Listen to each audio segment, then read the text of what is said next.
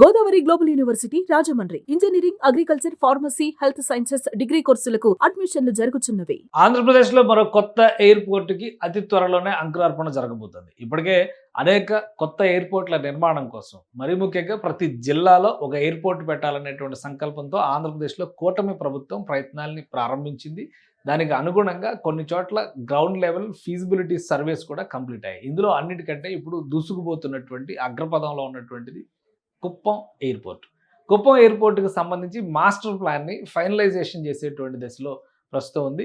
ఆంధ్రప్రదేశ్ ప్రభుత్వ చొరవతో, భాగస్వామ్యంతో కేంద్ర ప్రభుత్వ సివిల్ ఏవియేషన్ డిపార్ట్మెంట్ ఇచ్చినటువంటి అనుమతులతో కుప్పం ఎయిర్పోర్ట్ పనుల్ని అతి త్వరలోనే ప్రారంభించేందుకు ప్రణాళికలను సిద్ధం చేస్తున్నారు. ఒకసారి చూద్దాం మాస్టర్ ప్లాన్ ఏ విధంగా ఉండబోతుంది. ఇందులో ఫేజ్ 1, ఫేజ్ 2 రెండు భాగాలుగా దీన్ని డెవలప్ చేయాలనేటువంటి ఒక ఆలోచన చేస్తున్నారు. కుప్పం ఎయిర్పోర్ట్ మాస్టర్ ప్లాన్కి సంబంధించినటువంటి ఒక దృశ్యం ఇది.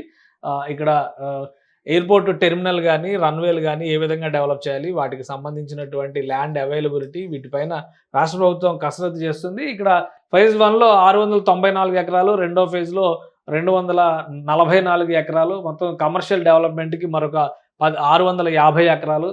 సో ఇవన్నీ కూడా ఇండస్ట్రియల్ నోట్, దానికి సమీపంలో పారిశ్రామిక వాడని ఏర్పాటు చేయాలని చెప్పి రాష్ట్ర ప్రభుత్వం భావిస్తుంది. అందులో 214 ఎకరాలు, మరొకటి అంటే ఇండస్ట్రియల్ వార్డులో రెండు ఏర్పాటు చేయాలనేటువంటి ఒకటి.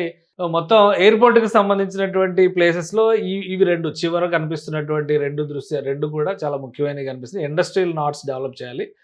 ఒకటి సొన్నెగానిపల్లి దగ్గర 214 ఎకరాల భూములు, అలానే మనేంద్రం దగ్గర దీన్ని ఒక ఇండస్ట్రియల్ నాడ్ 528 ఎకరాల భూముల్ని అక్కడ ఇండస్ట్రియల్ నాడ్ కింద డెవలప్ చేయాలని చెప్పని రాష్ట్ర ప్రభుత్వం భావిస్తుంది. దానికి అనుగుణంగా రోడ్ ఇన్ఫ్రాస్ట్రక్చర్ని ఇక్కడ చూస్తే మీకు అర్థమవుతుంది.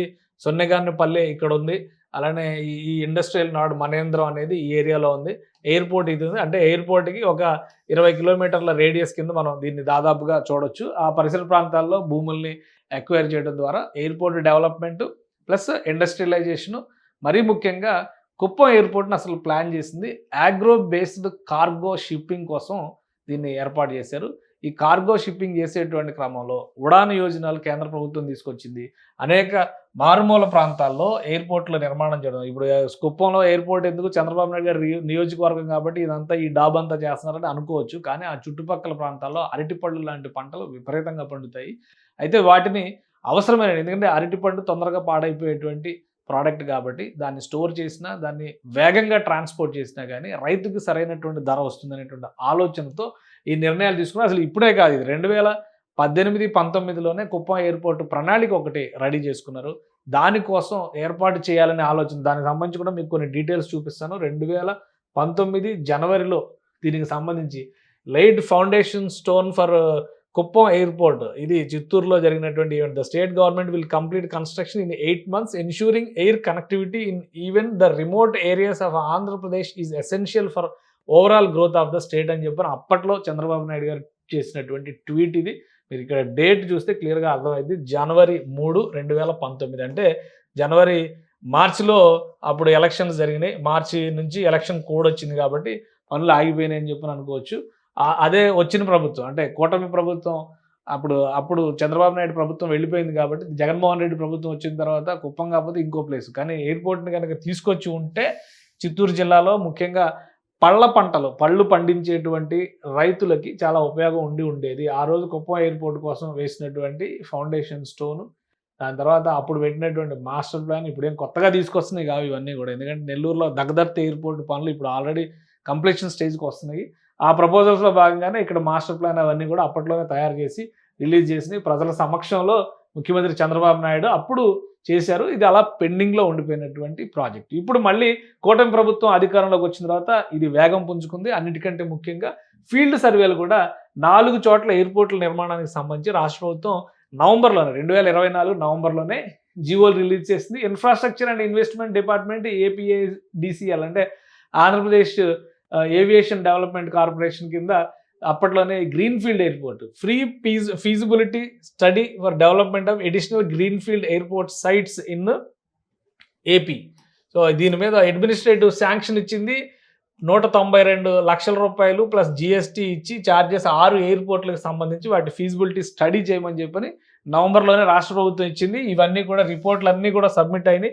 ఇప్పుడు కొన్ని ఎయిర్పోర్ట్లకు సంబంధించినటువంటి ఆ లిస్టులో కూడా ఒకసారి చూద్దాం. ఇందులో నంబర్ 1 ఎయిర్పోర్ట్ కుప్పం ఎయిర్పోర్ట్. ఎందుకంటే ఆల్రెడీ శంకుస్థాపన చేసి భూమి పూజ చేసిన కార్యక్రమం ఆగిపోయింది కాబట్టి Kuppam division in Chittoor district 1501 ఎకరం దానికి సంబంధించినటువంటి నోటిఫికేషన్. అలాగే Nagarjuna Sagar airport Gurazala division Palnadu district వస్తుంది 1670. ఇది 2024లో రిలీజ్ చేసినటువంటి డాక్యుమెంట్. అంటే రాష్ట్ర జిల్లాల విభజన జరిగింది కానీ కుప్పం ఎయిర్పోర్ట్కి సంబంధించి శంకుస్థాపన జరిగినప్పుడు ఉమ్మడి జిల్లాలే ఉన్నాయి. అలానే తాడేపల్లిగూడెం ఎయిర్పోర్టు 1123 ఎకరాలు, శ్రీకాకుళం ఎయిర్పోర్టు 1383 ఎకరాలు, తుని అన్నవరం ఎయిర్పోర్టు ఇది పెద్దాపురం డివిజన్ దగ్గరకు వస్తుంది. దీన్ని ప్లేస్మెంట్ మీద కొంత కన్ఫ్యూజన్ ఉంది. 787 ఎకరాలు. అలానే ఒంగోలు ఎయిర్పోర్టు ఇది 657 ఎకరాలతో ఏర్పాటు చేయాలని చెప్పని వాటికి సంబంధించినటువంటి ఫీజిబిలిటీ స్టడీస్ చేసేటువంటి ప్రయత్నాన్ని గత నవంబర్లోనే రాష్ట్ర ప్రభుత్వం చేపట్టింది. వాటికి నివేదికల ఆధారంగానే పనులు ప్రారంభించారు.